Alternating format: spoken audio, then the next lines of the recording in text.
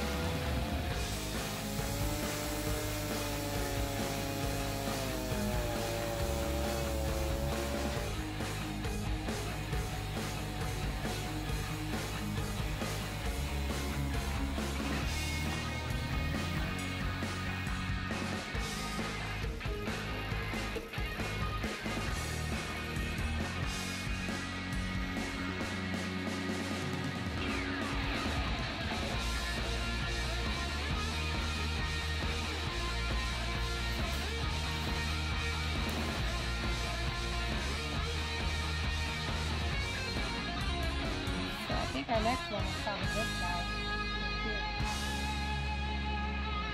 Hello, friend.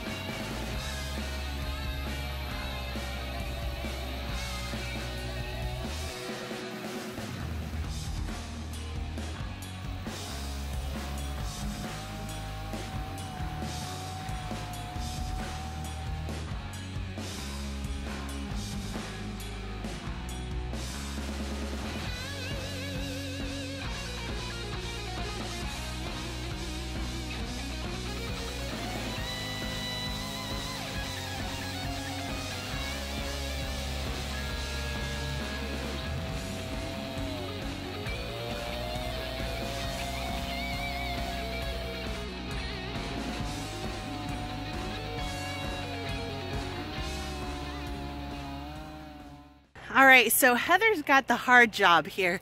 She's doing all the chainsawing while I'm doing the videography. But look at this view behind me, guys. This is amazing. I just feel so blessed to live in this area, and I know that Heather does as well.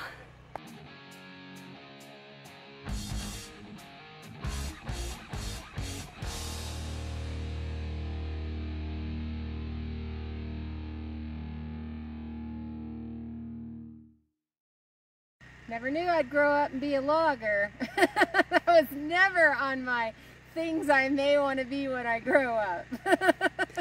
But you enjoy being a logger now, right? I love it. I love it.